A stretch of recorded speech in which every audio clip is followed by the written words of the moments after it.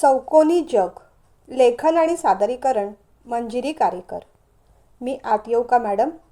श्रद्धा मॅडमनी हलकेच नॉक करत प्रिन्सिपल मॅडमना विचारलं. येस श्रद्धा, ये ना, प्रिन्सिपल मॅडम म्हणाल्या. प्रिन्सिपल मॅडमनी तिला बसायला सांगितलं. हां बोला, काय काम काढलं? पॅरेंट मीटिंग नीट झाली ना, त्यांनी विचारलं. हो मॅडम, अगदी छान झाली. फक्त एका बाबतीत तेवढं समाधान मिळालं नाही. माझ्या वर्गामधला तो आदी आहे ना, त्याचे पालक आले नव्हते. श्रद्धा असं म्हणताच प्रिन्सिपल मॅडमनी म्हटलं, इट्स ओके. 50 मुलांच्या पालकांपैकी 2-4 पालक नाहीच येणार. त्यात एवढं वाईट वाटून घेण्यासारखं काहीच नाही श्रद्धा. तसं नाही मॅडम, पण तो मुलगा जरा वेगळा आहे. तो वर्गात स्थिर बसत नाही. मध्येच उठून दंगा करायला लागतो, आरडाओरडा करतो. डब्यात एवढे छान छान पदार्थ असतात, पण ते खात नाही. इकडे तिकडे फेकून देतो. इतर मुलांपेक्षा त्याचं वागणं नॉर्मल नाही. श्रद्धा असं म्हणताच प्रिन्सिपल मॅडम काळजीने विचारू लागल्या. अरे बापरे, मग तर त्याच्या पालकांना भेटायलाच हवं. पण जर तो वर्गात इतर मुलांना त्रास देत असेल, मारत असेल, तर तू त्याच्याबरोबर थोडी स्ट्रिक्ट राहायला काहीच हरकत नाही. म्हणजे शाळेच्या पॉलिसीनुसार आपण कोणत्याही पाल्याला फिजिकल पनिशमेंट करत नाही. पण इतर मुलांना त्याचा त्रास होणार असेल तर त्रास देणाऱ्या मुलाला वॉर्निंग दिलीच पाहिजे. मी लगेचच त्याच्या पालकांना फोन करून शाळेत बोलावून घेते. खरं सांगू का मॅडम, त्या मुलाचा नेमका प्रॉब्लेम काय आहे तो मला माहिती आहे. तो मुलगा ADHDचा आहे. अशा मुलांचा अटेन्शन स्पॅन कमी असतो. त्यांना सतत काही ना काही ॲक्टिव्हिटी द्यावी लागते. आपल्या मेंदूपेक्षा कितीतरी वेगाने त्यांच्या मेंदूत विचार येत असतात. पुढचा विचार यायच्या आधीच ते कृती करून टाकतात. त्यांची ॲक्टिव्हिटी हायपर असल्यामुळे ते जागेवर स्थिर राहू शकत नाही. आधीचा सुद्धा तोच प्रॉब्लेम आहे. हे मी खात्रीने सांगू शकते, कारण मी स्वतः एक क्लिनिकल काउन्सिलर देखील आहे. पण खरं सांगू, आधी इतर कुणालाही त्रास देत नाही. तो मस्ती करतो ते त्याच्यापुरती. अतिशय गोड मुलगा आहे तो, प्रेमळ आहे. मी त्याला म्हटलं ना, आधी जर तू असा वागलास तर मी तुझ्याशी बोलणार नाही हां, तर माझ्या साडीच्या पदराला पकडून गोल गोल घुटमळत राहील. जोपर्यंत मी त्याच्याशी बोलत नाही, त्याच्याकडे पाहून हसत नाही, त्याला जवळ घेत नाही, त्याच्या डब्यातला पहिला घास त्याला भरवत नाही, तोपर्यंत माझ्या मागे मागेच करत राहील. वर्गात तो फार बोलत नाही, पण त्याच्या ॲक्शन्स सगळं काही सांगून जातात. स्वतःचं नाव सांगण्यापलीकडे अभ्यासाचं सुद्धा फार काही बोलत नाही तो. कुठे राहतो, घरी कोण असतं, काही सांगत नाही. आय कार्डवर तसा पत्ता आहे, पण त्याच्या पालकांना फोन केला तर त्यांनी उचलला नाही. मुळात काय असतं ना, आपल्या समाजात अजूनही तेवढी जागरूकता नाही. आणि असलीच तर लोक सहजासहजी सायकोलॉजिस्ट, काउन्सिलरकडे जायला मागत नाहीत. आपलं मूल वेडं आहे की काय, त्याला मानसिक प्रॉब्लेम झाला आहे की काय, असं लोक बोलतील या भीतीने कोणी त्या मार्गाकडे वळत नाही. त्यामुळेच हे छोटे मोठे प्रॉब्लेम्स अधिक गंभीर होऊ शकतात. याच्यावर औषधं तर आहेतच, पण कितीतरी घरगुती साध्या सोप्या पद्धतीने सुद्धा आपण ADHD असलेल्या मुलांवर काम करू शकतो. खरं तर हेच त्याच्या आईला मला समजवायचं होतं. पण एवढं बोलून श्रद्धा शांत राहिली. श्रद्धा, तू हुशार तर आहेसच, तेवढीच तुझ्या कामाप्रती डेडिकेटेडसुद्धा आहेस. एवढी हुशार असूनसुद्धा प्रायमरीच्या मुलांना शिकवण्याचं काम तू निवडलंस, याचं मला कौतुकच वाटतं. आपल्या शाळेसाठी तू खूप मोठी असेट आहेस, प्रिन्सिपल मॅडम म्हणाल्या. तसं नाही मॅडम, खरं तर शाळेने मला या लहान मुलांमध्ये राहायची, त्यांना शिकवायची संधी दिली, त्याबद्दल मीच शाळेची ऋणी आहे. तुम्ही माझ्यावर विश्वास दाखवलात आणि या लहान मुलांना घडवायची जबाबदारी मला दिली, त्याबद्दल तुमचे मानावे तेवढे आभार कमीच. मुलांच्या आयुष्यातली पहिली 7-8 वर्ष फार महत्त्वाची असतात. ती मुलं म्हणजे ओली मातीच. त्यांना जसं घडवू तशी ती घडतात. म्हणूनच तर या मुलांवर विशेष लक्ष दिलं पाहिजे, त्यांच्यावर विशेष काम केलं पाहिजे असं मला वाटतं. आणि मी जे काम करते ना, त्यात मला खूप आनंद मिळतो. म्हणूनच मी ते निवडलेलं आहे. बघू, 2-4 दिवसांनी पुन्हा त्याच्या पालकांना फोन करेन, शाळेत येण्याची रिक्वेस्ट करेन. बाकी सगळी मीटिंग बाकी छान झाली. बरं, येऊ मी आता, असं म्हणत श्रद्धा उठू लागली आणि तेवढ्यात तिला आठवलं, मॅडम, आणखीन एक गोष्ट सांगायची होती. उद्या मी येणार नाही, सुट्टी घेणार आहे. मागे त्या स्थळाबद्दल तुम्हाला म्हटलं होतं ना, ती मंडळी पाहायला येणार आहेत. श्रद्धा असं म्हणताच मॅडम तिच्याकडे पाहू लागल्या. अच्छा, मग त्या स्थळाच्या बाबतीत पुढे जायचं असं ठरलं आहे तुझं? त्यांनी विचारलं. खरं सांगू का मॅडम, काही सुचत नाही आहे. एकीकडे माझ्या इच्छा भावना, दुसरीकडे आईबाबांच्या अपेक्षा आणि तिसरीकडे लोक काय म्हणतील या अशा त्रिशंकू अवस्थेतच मी सापडलेले आहे. म्हणूनच तर या विषयावर तुमच्याशी मी त्या दिवशी बोलले ना मॅडम. तुम्ही माझ्यासाठी फक्त शाळेच्या प्रिन्सिपल नाहीत, तुम्ही माझ्या आईसारख्या आहात. मुख्य म्हणजे तुम्ही अगदी सारासार विचार करून प्रॅक्टिकल सोल्युशन सांगता. कधीही कुणालाही कधीच चुकीचं गाईड करत नाही. म्हणूनच हा विषय तुमच्याकडे मोकळेपणाने बोलावासा वाटला. खरंच मॅडम, मी खूप गोंधळलेली आहे. काय निर्णय घ्यावा काही कळत नाही. ज्यांनी हे स्थळ आणलं त्या मध्यस्थी काकू आमच्या खूप चांगल्या परिचयाच्या आहेत. स्वभावाने खूप चांगल्या आहेत. खरं तर स्थळ दाखवताना असं बिजवर स्थळ दाखवणं मलाही पटत नाही आहे. पण तो एक मुद्दा सोडला तर बाकी त्या स्थळामध्ये शोधूनही उणीव सापडणार नाही असं स्थळ आहे, असं आईबाबांना म्हणाल्या. मिस्टर देशमुख यांचं मला स्थळ आलेलं आहे. त्यांच्या पत्नी 4 वर्षांपूर्वी वारल्या. त्यांना एक मुलगा आहे. घरी त्यांच्या आई असतात, पण त्यांचं आता वय झालं आहे. त्यामुळे मुलाला सांभाळणं कठीण होतं आहे. शिवाय अजून मिस्टर देशमुखांची 35शी देखील उलटलेली नाही. त्यामुळे पुढचं आयुष्य कसं काढणार? जबाबदाऱ्या शेअर करायला तरी जोडीदार हवाच.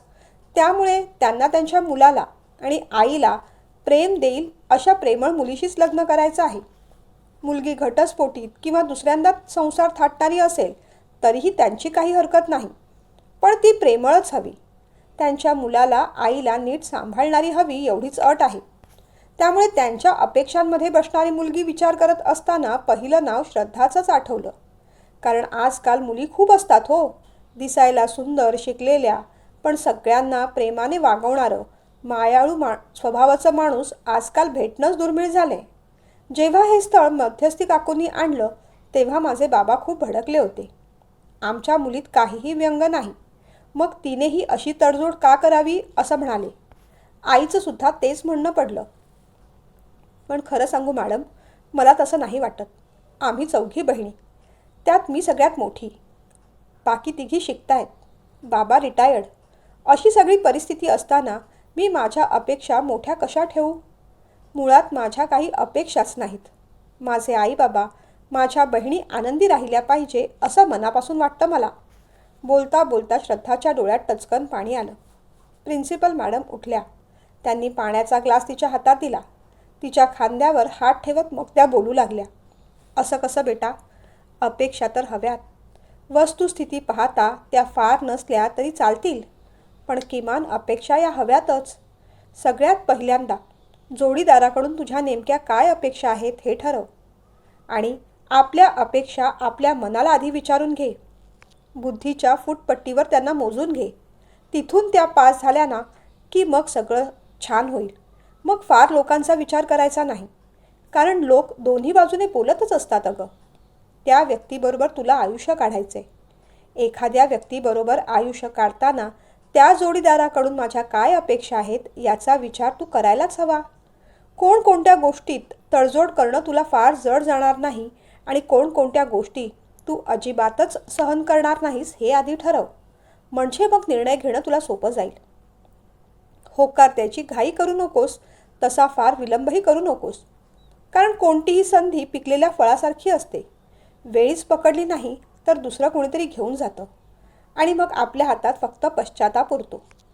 त्याही पलीकडे तुला कधीही माझी कोणतीही मदत लागली, अगदी आर्थिकसुद्धा, तरी निसंकोचपणे सांगायचं. मी तुला मुलगीच मानते. अजिबात काळजी करू नकोस. खुल्या मनाने उद्याच्या स्थळाला सामोरं जा. All the best. नकळत श्रद्धा उठली. त्यांच्या पाया पडली. त्यांनी तिच्या डोक्यावर हात ठेवत शुभम भवतु असा आशीर्वाद दिला. बसमध्ये बसल्या बसल्या श्रद्धा प्रिन्सिपल मॅडमनी सांगितलेल्या गोष्टींचाच विचार करत होती. आपण खरंच किती मूर्खासारखा विचार करत होतो, पण मॅडमनी किती छान पद्धतीने समजावून सांगितलं. फार अपेक्षा नसल्या तरी आपण किमान सुखात आणि आनंदात राहू एवढ्या अपेक्षा तर आयुष्याकडून आणि जोडीदाराकडून हव्यातच. इतरांना सुखी करायच्या नादात आपल्या आयुष्यातला आनंद हरवायला नको. आपण दुःखी झालो तर आई बाबा आणि आपल्या बहिणी आनंदी का राहणार आहेत? लग्नाचा निर्णय विचार करून घ्यायला हवा. किमान अपेक्षांचा विचार करता करता तिच्या मनानेच उत्तर दिलं. मला माझी काळजी घेणारा, प्रेम करणारा, माझ्या आईबाबांना मान देणारा, माझ्या बहिणींना प्रेमाने वागवणारा समजूतदार जोडीदार हवाय. मिस्टर देशमुख जर तसे असतील तर त्यांच्या बीजेवर असण्याचा मला काहीच त्रास होणार नाही. असंही लहान मुलं मला आवडतात. आई नसलेल्या त्या बाळाला मी खूप प्रेम करेन. माणसं जोडायचा स्वभाव आहे माझा, माणसांपासून पळायचा नाही.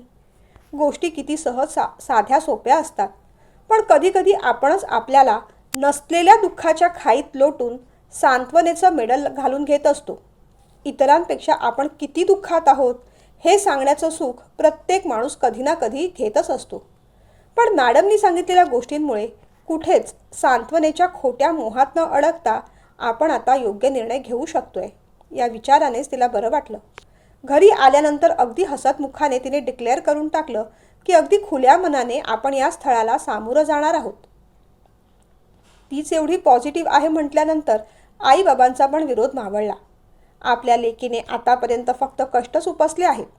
घरात मोठी असल्यामुळे जबाबदारी लवकरच अंगावर आली. जर खरंच स्थळ चांगलं असेल आणि ती ऐश्वर्यात सुखसमाधानात राहत असेल, सगळ्याच गोष्टी तिला ओके असतील, तर आपण तरी मोडता पाय का घालायचा, असंच कदाचित त्यांना वाटलं असावं. शेवटी काय, प्रत्येकाची सुखाची व्याख्या वेगळी असते. प्रत्येकाचं सुख वेगवेगळं असतं. दुसऱ्या दिवशी 10:30-11 वाजता ती मंडळी येणार होती.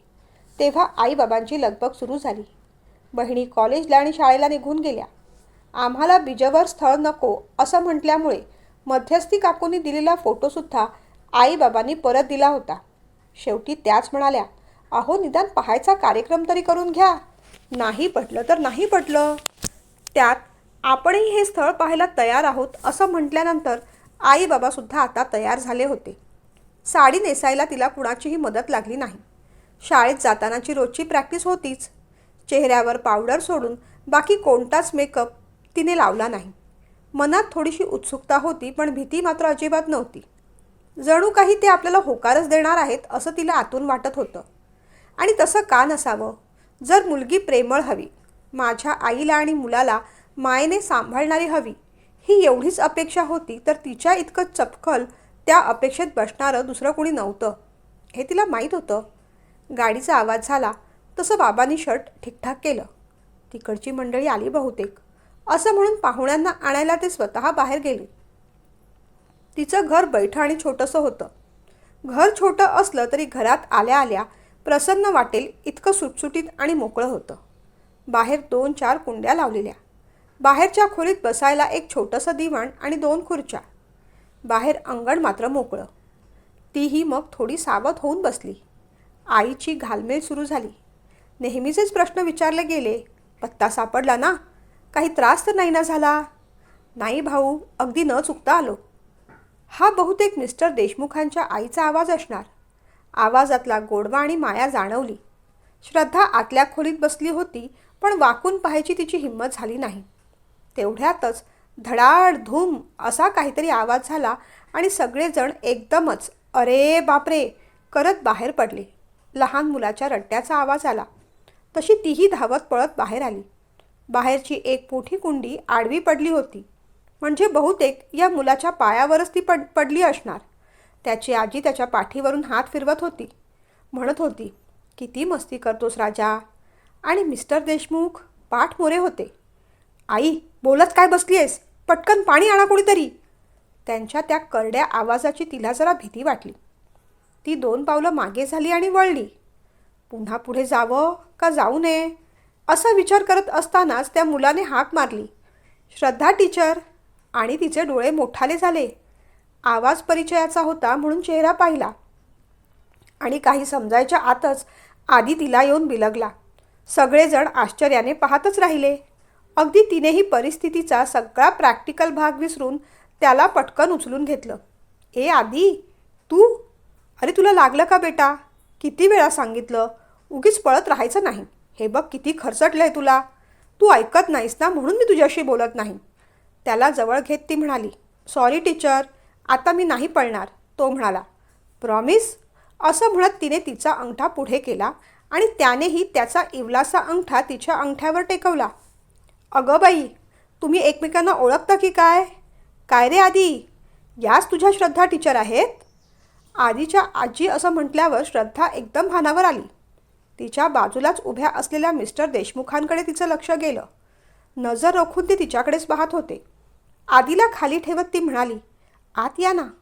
आणि मग पुढची सगळी जबाबदारी आईबाबांनी घेतल्यावर ती घाईघाईने आतल्या खोलीत गेली. बाप रे, मिस्टर देशमुख यांचा मुलगा आदी आहे? खरंच की, त्याच्या आय कार्डवर आदी राघव देशमुख असंच नाव होतं. खरं तर काही मिनिटांपूर्वीच मिस्टर देशमुखांना तिने पाहिलं होतं, पण आता ते मुळीच आठवत नव्हते. काही केल्या त्यांचा चेहरा आठवतच नव्हता. विचार करायला ती वेळ घेतच होती, पण तेवढ्यात पुन्हा एकदा मागून तिच्या मानेभोवती कुणीतरी इवलेसे हात टाकले. आता ही इवलीशी कुणीतरी व्यक्ती कोण होती हे ओळखायला तिला फार कष्ट पडले नाहीत. न पाहताच तिने त्याला पुढे ओढलं. टीचर, तुमचं घर आहे ना हे, मला आवडलं. बाहेर खेळायला एवढं मोठं गार्डन आहे. त्याच्या बोलण्याने तिला हसूच आलं. अरे गार्डन नाही, ते अंगण आहे. पण ठीक आहे, तुझ्यासाठी गार्डनच. तेवढ्यात आई लगबगीने आत आली. श्रद्धा, चहाचं मी पाहते, तू फक्त बाहेर ये. बाहेर जाताना श्रद्धाला अजिबात भीती वाटली नाही. छोट्या बॉडीगार्डने तिचा हात घट्ट हातात धरला होता. ती कोपऱ्यात उभी आहे पाहून आधीच्या आजी म्हणाल्या, अगं बेटा उभी का, बस ना. आणि आता आपण अनोळखीसुद्धा नाही. तुझ्याबद्दल आधी खूप काही सांगत असतो, त्यामुळे आम्ही तुला नवखे असलो तरी तू आम्हाला नवखी नाहीस. बरोबर ना रे राघव? राघव देशमुख काही बोलले नाहीत. फार खडूस असतील का? श्रीमंतीचा ॲटिट्यूड चेहऱ्यावर दिसतोय. मनातल्या मनात तिचे विचार चालू झाले. बस ना बेटा, बस. तुला विचारण्यासाठी मनात अनेक प्रश्न घेऊन आले होते, पण आता कोणतेच किंतु परंतु मनात उरले नाहीत. काही वेळांना शब्दांपेक्षा कृतीच जास्त बरोबर उत्तर देऊन जातात. राघवला काही बोलायचं असेल, विचारायचं असेल तर तो विचारेलच. पण तुलाही काही बोलायचं असेल, विचारायचं असेल तर कोणताही न संकोच ठेवता विचार. तुम्हा दोघांना एकांतात बोलायचं असेल तर बोला. तुला माझ्याशी काही बोलायचं असेल तर तेही तू बोलू शकतेस. आधीच्या आजी म्हणजे सुलभाताई म्हणाल्या, आजी, तुम्ही कोणी टीचरशी बोलू नका. मलाच गप्पा मारायच्या आहेत त्यांच्याशी. आधी असं म्हणतात श्रद्धाला खूप आश्चर्य वाटलं, कारण शाळेत तर तो एवढा बोलत नाही. त्याच्या बोलण्यावर सगळेजण हसले. मला वाटतं अंगणात या इथल्या आडोशाच्या बाजूला दोघांना मोकळेपणाने बोलू देत. त्यांच्या आयुष्याचा प्रश्न आहे. त्यांना विचार करून निर्णय घेऊ देत. राघव, श्रद्धा, जा. सुलभताई असं म्हणाल्यावर श्रद्धाने आईबाबांकडे पाहिलं. त्यांनीसुद्धा संमती दाखवली. राघव देशमुख बाहेर पडल्यानंतर तीसुद्धा त्यांच्या पाठोपाठ बाहेर पडली. बाबांनी 2 खुर्च्या नेऊन ठेवल्या. तिची नजर जमिनीला लागून होती. राघव देशमुखांनीच बोलायला सुरुवात केली. खरं सांगायचं तर आई म्हणते तसे माझ्याही मनात अनेक प्रश्न होते, पण आता आधीनेच पॉझिटिव्ह साईन दिल्यामुळे आमच्याकडून नकार यायचा प्रश्न नाही. खरं सांगायचं तर आमच्याकडून कोणत्याही अपेक्षा नसायला हव्यात, कारण एकतर माझं ऑलरेडी लग्न झालेलं आहे. एका 7-8 वर्षांच्या मुलांचा बाप आहे मी. माझी पत्नी अचानक आम्हाला सोडून गेली. तापाचं निमित्त झालं आणि कुणाला काही कळायच्या आधी ताप डोक्यात चढला.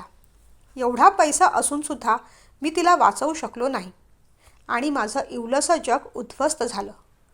थोडा सावरलो तेव्हा आई आणि आधीला सावरलं. आता माझ्यासाठी माझं जग म्हणजे माझा मुलगा आणि माझी आई एवढंच आहे. त्या दोघांना प्रेम देणारी, त्यांची काळजी घेणारी व्यक्ती मला माझ्या आयुष्यात हवी आहे.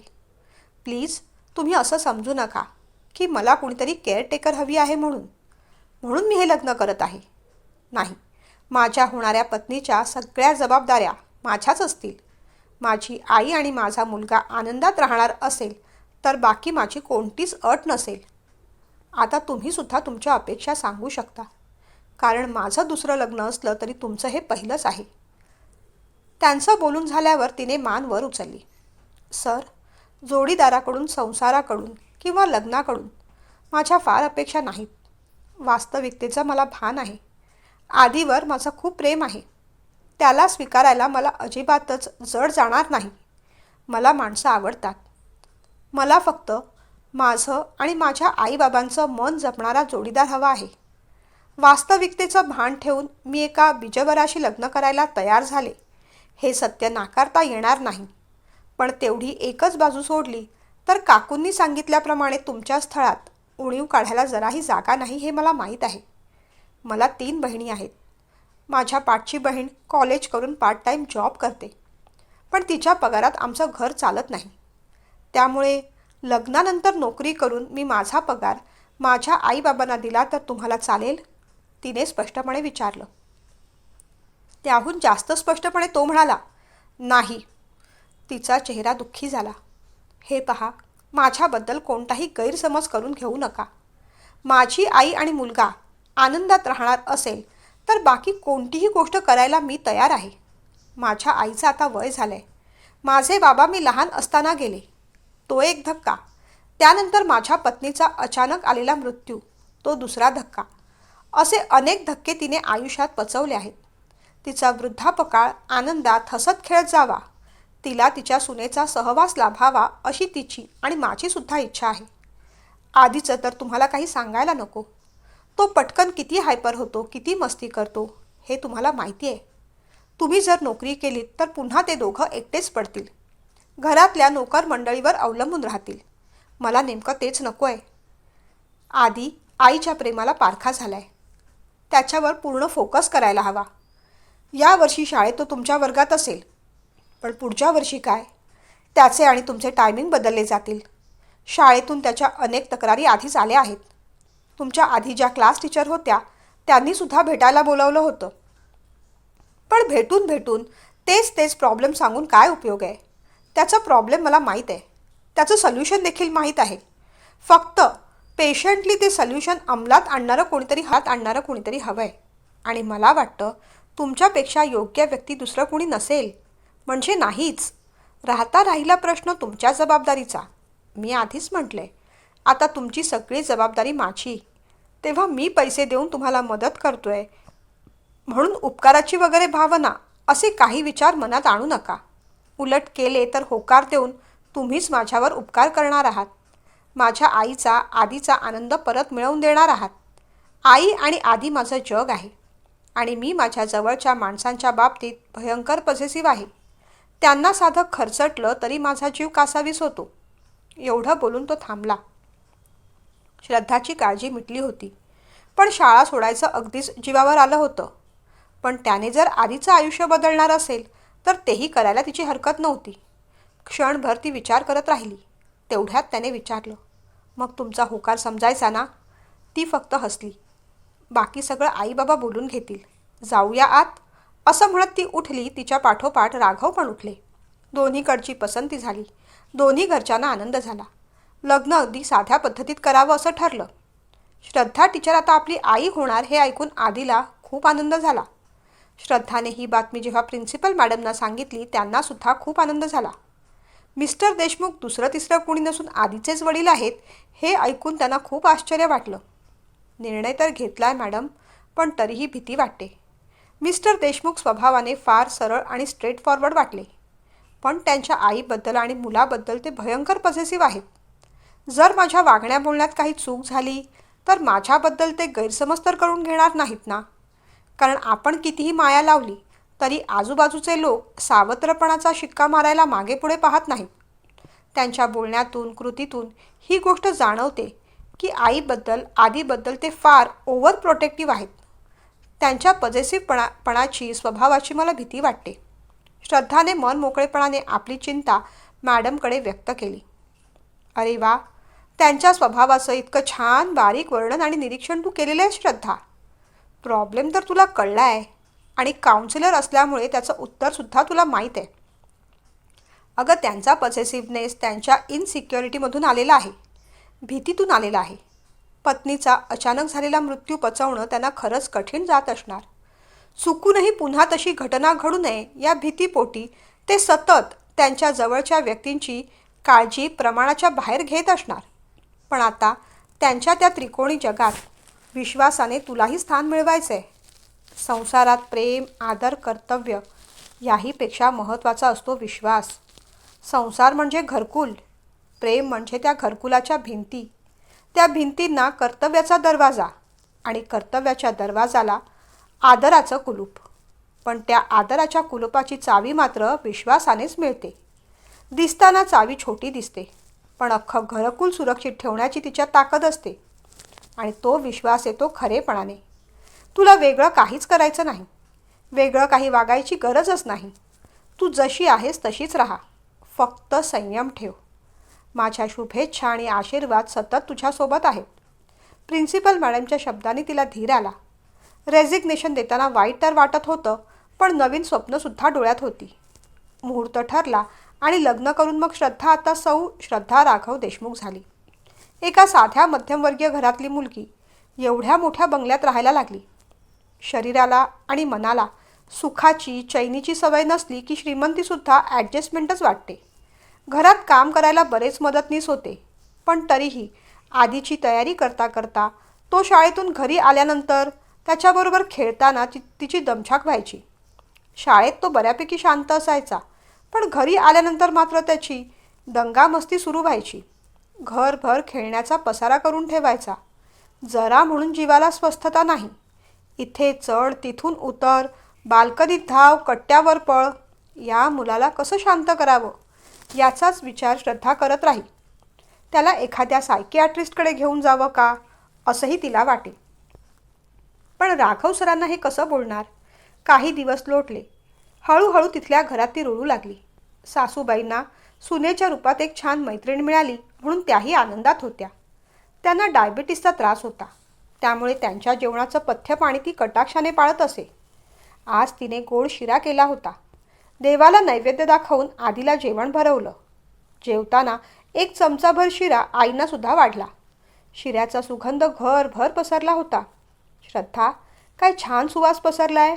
वेलचीचा वास नाकातून अगदी डोक्यापर्यंत गेलाय. तोंडाला अगदी पाणी सुटलं बघ. या नाही आपण जेवूया. आज शिऱ्यात वेलचीबरोबर थोडीशी जायफळ पूड पण घातली आहे, आवडेल तुम्हाला. तिने जेवण वाढलं. सासूबाईंनी एकाऐवजी 2 चमचे शिरा घेतला. संध्याकाळी घरी आल्यानंतर त्यांनी भरभरून राघवकडे श्रद्धाचं कौतुक केलं. अरे राघव, श्रद्धाने काय सुरेख शिरा केला होता म्हणून सांगू. एकाऐवजी 2 चमचे शिरा खाल्ला मी. तुझ्यासाठी सुद्धा थोडा ठेवलाय, घे ना. राघव शिरा खातच होता, पण ते ऐकून त्याचा घास अडकला. एकदम चिडलाच तो. तू शिरा खाल्लास, तेही 2 चमचे, आणि तू खुशाल सांगतेस मला. मग तो श्रद्धाकडे वळला. आईला एक समजत नाही, पण तुलाही कळत नाही. तुला माहीत नाही आहे का, आईला हाय डायबिटीस आहे. आग्रहाने तू 2 चमचे शिरा वाढलासच कसा. आता शुगर वाढली तर काय करणार आहोत आपण. तो एकदम हायपर झाला. अहो, गेल्या कित्येक दिवसात आईने अजिबात शुगर घेतलेली नाही. चहात सुद्धा साखर घेत नाहीत त्या. शिवाय मी मेथीदाणे पण. ती पुढे काही बोलणार त्याआधीच तो पुन्हा गरजला. तुला फार अक्कल आहे का. तू डॉक्टर आहेस का. आईचं खाण्यापिण्याचं एक शेड्यूल आहे, ते मोडायचं नाही हां, समजलं. त्यानंतर तो जेवायला सुद्धा थांबला नाही. रागारागाने निघून गेला. अरे राघव, ऐकून तर घे. माझी शुगर नाही वाढणार. त्या श्रद्धाला कशाला बोल लावतो आहेस. आई बोलत राहिली, पण राघव मात्र रागावून बेडरूममध्ये निघून गेला. श्रद्धाला वाईट वाटलं. त्याहून जास्त भीती वाटली. आयुष्यभर असं काटेकोर कसं जगता यायचं. 2 दिवसांनी पुन्हा तशीच काहीतरी घटना घडली. आधीसाठी कंपॉस्ट बॉक्स घ्यायला म्हणून आधीला घेऊनच ती मार्केटमध्ये गेली होती. येताना आधीने हट्ट केला म्हणून थोडा वेळ ती गार्डनमध्ये घेऊन गेली. घरी आल्यानंतर आधी खूप खुश होता. बाबा कधी येत आहेत आणि त्यांना आपण काय काय मजा केली हे सांगायला तो आतुर झाला होता. पण त्या रात्रीसुद्धा राघव खूप भडकले, कारण त्या रात्रीच आधीला ताप आला. त्याने लगेचच डॉक्टरांना बोलावलं. डॉक्टर तरी म्हणाले, अहो काही काळजी करू नका, साधं व्हायरल इन्फेक्शन आहे, मी औषध देतो. पण राघवला थारा होताच कुठे. तू बाहेर घेऊन गेलीस त्यामुळे धुळीची त्याला ॲलर्जी झाली, बाहेरची हवा लागली आणि त्यामुळेच त्याला ताप आला, असं बोलून तो जास्तच पॅनिक होऊ लागला. ताप उतरल्यानंतर तो थोडा शांत झाला खरा, पण त्याने पुन्हा एकदा श्रद्धाला कडक शब्दातच समजावलं. हे बघ, तू इथे येऊन इथली नियमावली बदलायला जाऊ नकोस. मी पुन्हा एकदा सांगतो, आदी आणि आईच्या बाबतीत कोणत्याही प्रकारचा हलगर्जीपणा मी सहन करणार नाही. मी तुला आधीच सांगितलं होतं. त्या दोघांच्याही बाबतीत मी भयंकर पॉझिटिव्ह आहे. त्यांना जरा जरी खरचटलं ना तरी माझा जीव कासावीस होतो. इथे येऊन नवीन नवीन प्रथा पाडायची गरजच काय तुला? जे जसं चाललंय तसंच तुला सांभाळायचं आहे. एवढी साधी गोष्ट कळत नाही का? श्रद्धाला वाईट वाटलं. या घरात आपलं श्रद्धाला खूप वाईट वाटलं. नेमकं या घरात आपलं स्थान काय? लग्न झाल्यापासून तिच्या घरची सगळी जबाबदारी राघवने उचलली होती. तिचे आई बाबा बहिणी खुश होत्या, पण तिला मात्र कोंडल्यासारखं वाटत होतं. पूर्वी निदान शाळा तरी होती, तिथे तिचं मन रमायचं. पण आता शाळेतसुद्धा ती जाऊ शकत नव्हती. बरं, आधीला आपल्या पद्धतीने काही संस्कार शिस्त लावायला जावं तर ते राघवला पसंत पडत नव्हतं. त्याला ओरडायचं नाही, रागवायचं नाही, कुठेही बाहेर घेऊन जायचं नाही. आईबरोबरसुद्धा मोजून मापून वागायचं. त्यांना देवळात जायची इच्छा असते, पण पायऱ्या चढताना गुडघा दुखावेल म्हणून तिला घेऊन बाहेर जाऊ नकोस अशी ताकीद राघवने दिली होती. बरं, या दोघांच्यामुळे तिलाही बाहेर पडता येत नव्हतं. घरी राहूनसुद्धा आधीकडे डोळ्यात तेल घालून लक्ष द्यावं लागायचं. त्यामुळे तिचं वाचन लेखन सगळं थांबलं होतं. राघव म्हणाले होते की तू काही केअरटेकर नाहीस, पण केअरटेकिंग करण्याच्या पलीकडे आपण दुसरं काही कामही करत नाही हे तिच्या लक्षात आलं होतं. लग्नाचे फोटो पाहिले तेव्हा त्यांच्या फॅमिली फोटो, एका बाजूला आदी, दुसऱ्या बाजूला आई आणि त्यानंतर कुठेतरी साईडला ती. अनेक फोटोत राघवने आधीला उचलून घेतलं होतं किंवा आईच्या खांद्यावर हात टाकून तिला जवळ घेतलं होतं. त्या दोघांच्या खांद्यावर हात टाकून फोटो होते, पण या सगळ्यात आपण मात्र उपरेच. ऑफिसमधून राघव घरी आले की त्यांचे दोनच प्रश्न असायचे. आधी बरा आहे ना? आईने जेवून घेतलं आहे ना? बस एवढेच दोन प्रश्न. तू जेवलीस का? तू कशी आहेस? तुला इथे करमत आहे ना? आवडतं आहे ना? इथे रमली आहेस का तू? तुला काही प्रॉब्लेम तर नाही ना? असे कोणतेही प्रश्न त्यांनी कधी विचारले नाहीत. कधी त्यांना उशीर झाला तर ती आधीला भरवून घ्यायची, आईला जेवण वाढून द्यायची. आई म्हणायच्या, अगं तूसुद्धा आमच्याबरोबर बैस, पण ती नेहमीच राघवबरोबर थांबायची. त्यांना जेवण गरम करून वाढून द्यायची. त्यांचं जेवण झालं की मग ती मागाहून बसायची.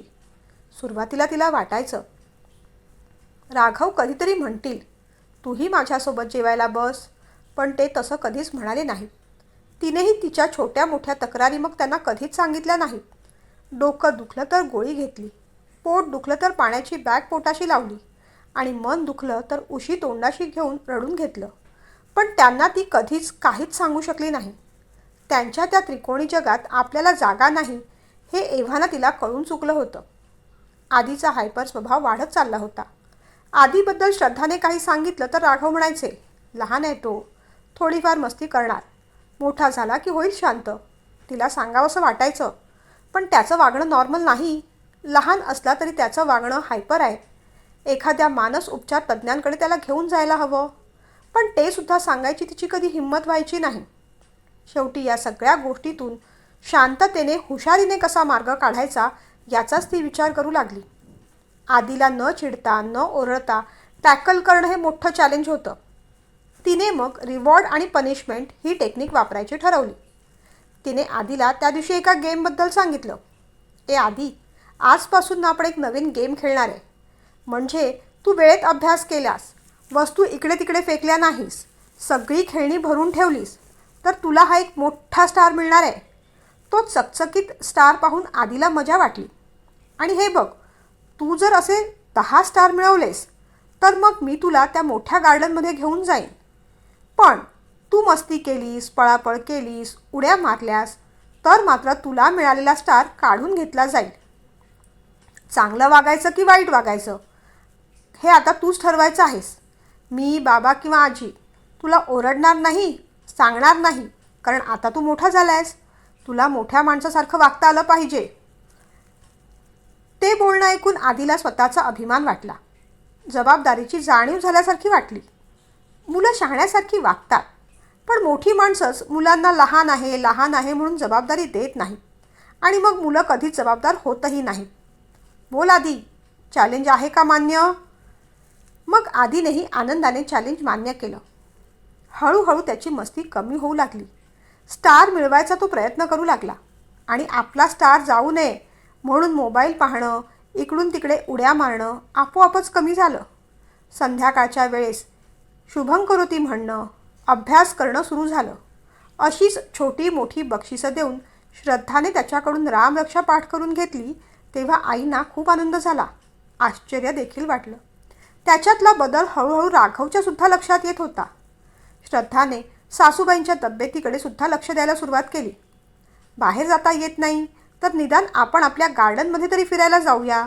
गार्डनमध्ये तिने आदी, आई आणि घरातल्या सगळ्या मदतनीस मंडळींना घेऊन एक छोटीशी पिकनिक अरेंज केली. तिथे छान चुलीवर जेवण बनवलं, खेळ खेळले, सगळ्यांनी मजा केली. घर हसू लागलं, आनंदी राहू लागलं. आईची तब्येत हळूहळू सुधारू लागली. बिघडलेले रिपोर्ट्स हळूहळू नॉर्मल झाले. आदीला ड्रॉइंग आवडतं म्हणून श्रद्धाने त्याला ड्रॉइंग क्लासमध्ये घातलं. शाळेत झालेल्या ड्रॉइंग कॉम्पिटिशनमधून तो पहिला आला तेव्हा राघवला खूप आनंद झाला. आदीने त्याच्या आयुष्यात मिळवलेलं ते पहिलं बक्षीस होतं. हे सगळे बदल श्रद्धामुळे झाले आहेत हे राघवच्याही लक्षात येऊ लागलं. श्रद्धासाठी आपण काहीतरी छान गिफ्ट घेऊन जायला हवं असं त्याला वाटू लागलं. 8 दिवसांसाठी त्याला चेन्नईला जावं लागणार होतं. तिथूनच काहीतरी छानसं घेऊन येऊया असं त्याने ठरवलं. त्या दिवशी ऑफिसमधून निघायला त्याला बराच वेळ झाला. तो आला तेव्हा दमलाच होता. आल्या आल्या त्याने विचारलं, आदी बरा आहे ना? तो जेवला का? झोपला का? आईने गोळ्या घेतल्या ना? ती व्यवस्थित जेवली आहे ना? श्रद्धाने सगळ्या प्रश्नांची उत्तरं हो दिली तेव्हा मग त्याने हातपाय धुतले आणि तोही जेवायला बसला. गरम करून त्याला वाटलं, बरं उद्या मला आठवड्याभरासाठी चेन्नईला जायचं आहे. आई आणि आदीला नीट बघशील ना? एकटीने घर सांभाळणं जमेल ना तुला? त्याने विचारलं. तिने हो असं सांगितलं. मग हसून तो उठला. हात धुवून झोपायला गेला. दमला होता म्हणून त्याला पटकन झोपही लागली. सगळी आवराआवर करून मग श्रद्धा जेवायला बसली. तेवढ्यात आदीला एक मोठा ठसका लागला. खोकला सुरू झाला. नुकतीच झोप लागलेला राघव दचकून जागा झाला. ए पिल्लू, काय झालं? उठ उठ, पाणी देतो हां, असं म्हणत त्याने तांब्या उचलल्या. पेल्यात पाणी ओतणार तेवढ्यात त्याच्या लक्षात आलं की तांब्यात तर पाणीच भरलेलं नाही. आधी खोकत होता आणि तांब्यात पाणी नाही हे पाहून तो भडकला. रागारागानेच किचनमध्ये पाणी आणायला गेला. रात्री झोपायच्या आधी पाणी भरून ठेवायचं हे सुद्धा कळत नाही आणि मुळात एवढी रात्र झाली तरी किचनमध्ये काय करत असते ही? रागारागाने राघव असे का आले ते श्रद्धाला समजेना. जेवता जेवता ती पटकन उठली. काय झालं? काही हवं होतं का? तिने विचारलं. पण ती जेवते आहे हे पाहून तो अचानकच शांत झाला. काय बोलावं त्याला कळेना. आदीला ठसका लागला होता, पाणी आणायला आलो होतो मी. तू बस, जेवून घे, मी नेतो पाणी, असं म्हणून तो पाणी भरून आदीकडे गेला. तिचंही जेवण झालं. हात धुवून तीही पाठोपाठ बेडरूममध्ये गेली. आदीला अजूनही ठसका येत होता. त्याच्या पाठीवर हात चोळत राघव बोलत होता. घे पाणी, घे बेटा. श्रद्धा आत आली आणि आधी चटकन लावलेलं गुड नाईट बंद केलं आणि खिडक्या उघड्या टाकल्या. गुड नाईटच्या फ्युम्स बाहेर गेल्या. त्याच्यामुळे हळूहळू त्याचा ठसका कमीसुद्धा झाला. तो शांत झाला. तिने मग त्याला मांडीवर घेतलं, झोपवलं. राघव मात्र पाहत राहिला. खोकला गुड नाईटच्या फ्युम्समुळे येत होता तेव्हा आधी ते बंद करून टाकलं पाहिजे हे त्याला सुचलंच नाही. त्याला त्या क्षणी तिचं कौतुक वाटलं आणि जाणवलंसुद्धा की आपण घेत असलेली काळजी ही कितीही जास्त असली तरीही श्रद्धाचा सोनेरी स्पर्श झाल्याशिवाय या घरात सुख, शांती, समाधान नाही. श्रद्धाचा वावर या घरात आपल्याला दिसत नसला तरी तो या प्राणवायूसारखा आहे. ती आहे तर या घरात चैतन्य, आनंद आहे. सगळ्यांचं जगणं आहे.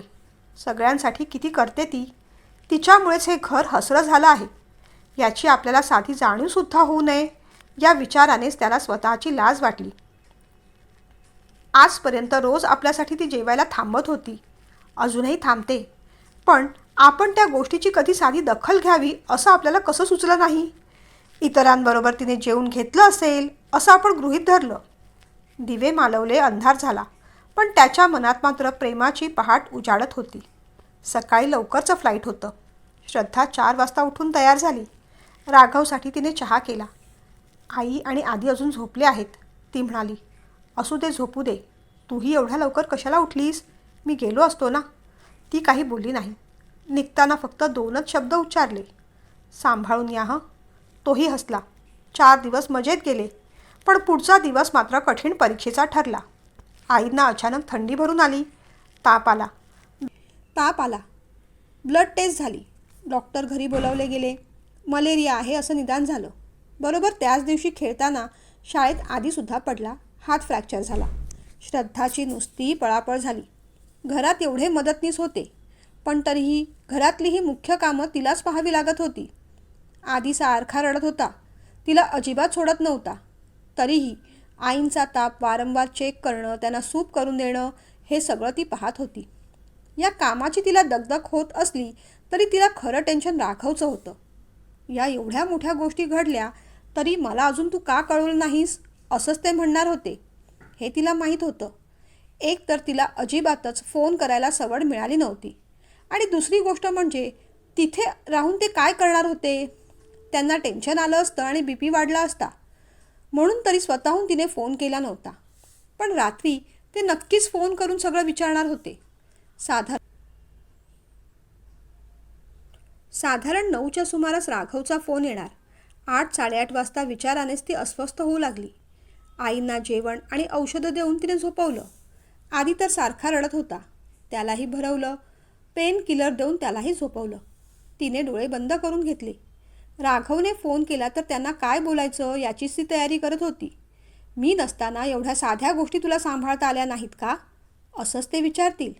पण आईंना मलेरिया होणं आणि आधी शाळेत खेळताना पडणं या दोन्ही गोष्टी आपल्या हातात नाहीत हे त्यांना कसं समजवायचं. आई आणि आधीच्या बाबतीत ते किती पॉसेसिव्ह आहेत हे तिला चांगलं ठाऊक होतं. एवढं घडलं तरी तू मला फोन का केला नाहीस असंही ते रागावणार होते. मी मिळेल त्या फ्लाईटने परत येतोय असंही सांगणार होते. आल्यानंतर त्यांची तकमक, त्यांची चिडचिड, त्यांचा लाल झालेला चेहरा, त्यांच्या डोळ्यातली काळजी सगळं तिला स्पष्ट दिसत होतं. चिडून आपल्याला ते म्हणतीलच, स्वतःचा शहाणपणा कुणी करायला सांगितला होता, मला लगेच कळवायला हवं होतं. आई आणि आधीला पुन्हा तुझ्या जीवावर मी कधीच सोडून जाणार नाही. तुझ्यावर मुळी माझा विश्वासच नाही. फोनची रिंग वाजली आणि दचकून ती जागी झाली. राघवचा फोन होता. तिला दरदरून घाम फुटला. हॅलो, राघवने प्रेमळपणे विचारलं. झोपली होतीस? नाही हो, बसले होते, ती म्हणाली. आई जेवली? औषधं घेतली? आणि आधी काय म्हणतोय? खेळून दमला असेल नाही गडी? आणि तू जेवलीस की नाही? आज पहिल्यांदाच राघवने हा प्रश्न तिला विचारला होता. तिचं हृदय धडधडत होतं. मगाशी वाटणारी भीती आता दुपटीने वाढली होती. अहो, एवढं बोलून पुढचे शब्द तिच्या तोंडातच अडकले. काय झालं? त्याने विचारलं. तुम्ही प्लीज चिडू नका. काळजी तर अजिबात करू नका.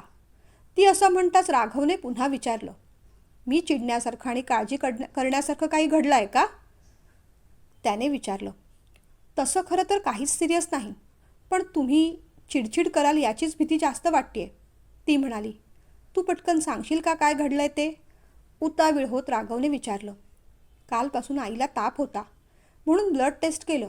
मलेरिया आहे असं डॉक्टर म्हणाले. पण काळजी नका करू, त्या ठीक आहेत. 2-2 तासांनी मी ताप चेक करते त्यांचा. काय? आईला कालपासून ताप आहे आणि तू मला बोलली देखील नाहीस? राघव पटकन म्हणाला. अहो, कालपासून आपलं बोलणं झालंच कुठे? खरं सांगू, आधीच्या गडबडीत मला वेळच मिळाला नाही. पडल्यापासून तो मलाच चिकटून आहे, जराही सोडत नाही. ते ऐकून तर राघवचा पारा आणखीन चढला. काय म्हणालीस तू? आधी पडला? कुठे? कधी? कसा? आणि तुला मला कळवावंसं देखील वाटलं नाही? एका मागोमाग येणाऱ्या त्याच्या प्रश्नाने ती अधिक गांगरून गेली. अहो, मी म्हटलं ना, तुम्ही काळजी करू नका. तो ठीक आहे. खेळताना पडला आणि त्याला फ्रॅक्चर झालं. डॉक्टरांकडे नेऊन आणलंय मी. तसा बरा आहे तो. आत्ताच गोळी देऊन झोपवलं आहे त्याला. अगं श्रद्धा, एवढ्या सगळ्या गोष्टी घडल्या आणि तू मला सांगितलं नाहीस. काय म्हणू मी तुला? आता मला खरंच काळजी वाटते. मी खरं तर तुला हे सांगायला फोन केला होता की इथे क्लायमेट खराब असल्यामुळे फ्लाईट कॅन्सल होत आहेत. तसं माझं काम झालेलं आहे, पण फ्लाईट कॅन्सल झाल्यामुळे कदाचित उद्यासुद्धा मला यायला जमणार नाही. आता मला आईची आणि आधीची खूप काळजी वाटते. पण त्याला पुढचं काही बोलू न देता ती म्हणाली. तुम्हाला त्या दोघांची काळजी वाटणं स्वाभाविक आहे, पण विश्वास ठेवा, माझ्या कर्तव्यात मी जरासुद्धा चुकले नाही हो. माझ्याच्याने जे जे शक्य होईल ते सगळं केलं. आईंचं आजारपण, आधीचं पडणं या दोन्ही गोष्टी माझ्या हातात नव्हत्या. पण जे घडलं ते सगळं सावरायचा मी मनापासून प्रयत्न करतेय. तुम्ही खरंच काळजी करू नका. माझ्यावर विश्वास ठेवा. ते दोघेही ठीक आहेत. प्लीज तुम्ही चिडू नका, रागावू नका, ती कळवळीने सांगत राहिली. राघव शांत होता. अहो बोला ना काहीतरी, ती असं म्हणताच राघवने मग बोलायला सुरुवात केली. खरं सांगू श्रद्धा, त्या दोघांची मला काळजी आहेच. पण त्या दोघांपेक्षा जास्त काळजी मला तुझी वाटते. तू एकटी ते सगळं कसं मॅनेज करत असशील या विचाराने माझा जीव आता वर खाली होतोय. मी तुझ्यावर विश्वास ठेवायचा प्रश्नच येत नाही.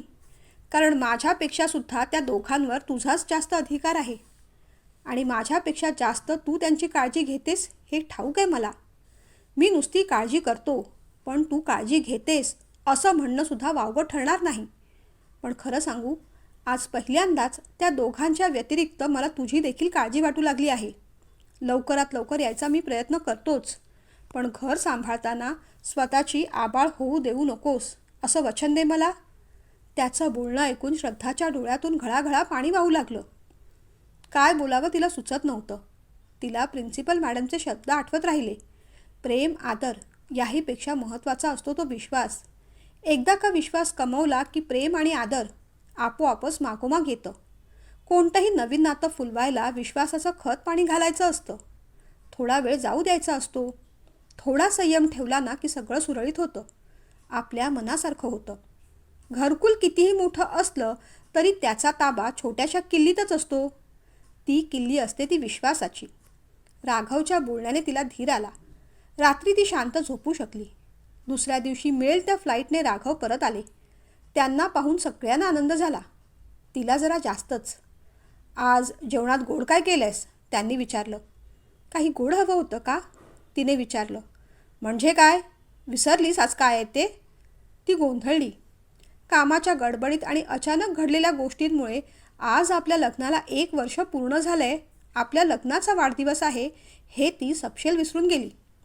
लक्षात आल्यावर तिने जीभ चावली. गोडाचा शिरा कर, राघव म्हणाले. हो करते हं, असं म्हणत ती पटकन स्वयंपाकघरात गेली. तिच्या पाठोपाठ राघवसुद्धा आले. तुम्हाला काही हवं होतं का? तिने विचारलं. हो, माझ्या बायकोची कंपनी. शेजारीच मदत करत असलेल्या शांता मावशी ते ऐकून हसल्या. श्रद्धाला मग लाज वाटली. तिचा चेहरा अगदी गोरामोरा झाला. तसं शांता मावशी, मी आलेच हां, असं म्हणत त्या दोघांना प्रायव्हसी देऊन तिथून निघून गेल्या. अहो काय हे, शांता मावशी काय विचार करत असतील आपल्याबद्दल? आणि मुळात तुम्ही किचनमध्ये कशाला आलात? तुम्हाला चहा हवा होता तर मला सांगितलं असता, मी आणून दिले असता. तुम्ही व्हा बाहेर, लटक्या रागाने ती म्हणाली. हे बरं आहे, घर माझं आणि मलाच बाहेर जायला सांगतेस? तो रागाने म्हणाला. तशी ती घाबरली. आहो तसं म्हणायचं नव्हतं मला. मग मग कसं म्हणायचं होतं? ती जास्तच टेन्शनमध्ये आली आहे हे पाहून मग तो हसला. अगं गंमत केली. हे किचनसुद्धा तुझंच आहे, हे घरसुद्धा तुझंच आहे आणि हा संसारसुद्धा तुझाच आहे. या घराला, आम्हा कुणालाच तुझ्याशिवाय अर्थ नाही. हे आत्ता कळतंय मला. आम्हा पुरुषांना काही गोष्टी जरा उशिराच कळतात.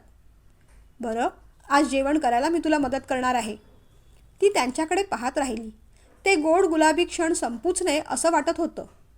जेवताना तिने भीत भीत आईंना 1 चमचाभर शिरा वाढला. तेवढ्यात राघव म्हणाले. घे आई, थोडा जास्त शिरा घे. मला माहिती आहे तुझी सून तुझी व्यवस्थित काळजी घेते. रोज सकाळी भिजवलेले मेथीचे दाणे देत असते तुला, पाहिलंय मी. आणि आधी तू रे, किती स्टार जमवलेस? 10 स्टार मिळाले ना की आपण मोठ्या गार्डनमध्ये जाऊया हां. नाही नको, आपण सगळे वॉटर रिसॉर्टला जाऊ. चालेल? ते ऐकून आधीला आनंद झाला. संध्याकाळी राघवने तिच्यासाठी खरेदी केलेली नवीन साडी दिली. दोघांनी देवाला नमस्कार केला. आईंचा आशीर्वाद घेतला. धनु काका, केक कापायच्या आधी आमचा फोटो जरा क्लिक करा, असं म्हणत राघवने मोबाईल त्यांच्या हातात दिला. आज तो स्वतः तिच्या बाजूला जाऊन बसला. दुसऱ्या बाजूला आईला बसायला जागा केली. आधी श्रद्धाच्या मांडीवर जाऊन बसला. राघवने एक हात आईच्या खांद्यावर आणि दुसरा हात बायकोच्या, श्रद्धाच्या खांद्यावर ठेवला. फोटो क्लिक झाला. आज फोटो फ्रेम खऱ्या अर्थाने पूर्ण झाली. थोडासा संयम ठेवला म्हणून कितीतरी गोष्टी आज तिला मिळाल्या. लग्नाच्या वाढदिवसाच्या दिवशी प्रेमाची भेट म्हणून राघवकडून साडी मिळाली. आईंचे आशीर्वाद म्हणून सोन्याचा दागिना मिळाला. आधीसारखा एक गोड मुलगा मिळाला. वर्षभराने का होईना राघवच्या मनातली इनसिक्युरिटी पूर्णपणे निघून गेली. आधी हळूहळू शांत शहाणा होत होता, संयम ठेवला आणि ती जशी आहे तसंच सहजतेने खरेपणाने वागत राहिली म्हणून तिने विश्वास संपादन केला. त्या विश्वासाच्या एका किलीने सगळं घरकुल आज तिचं झालं होतं. सगळं तिला भरभरून मिळालं होतं. पण सगळ्यात महत्त्वाची भेट मिळाली होती ती म्हणजे राघवच्या त्रिकोणी जगात आज तिच्या अस्तित्वाची आणखीन एक रेघ वाढली होती. त्यांचं ते त्रिकोणी जग आता त्रिकोणी राहिलं नव्हतं, चौकोनी झालं होतं.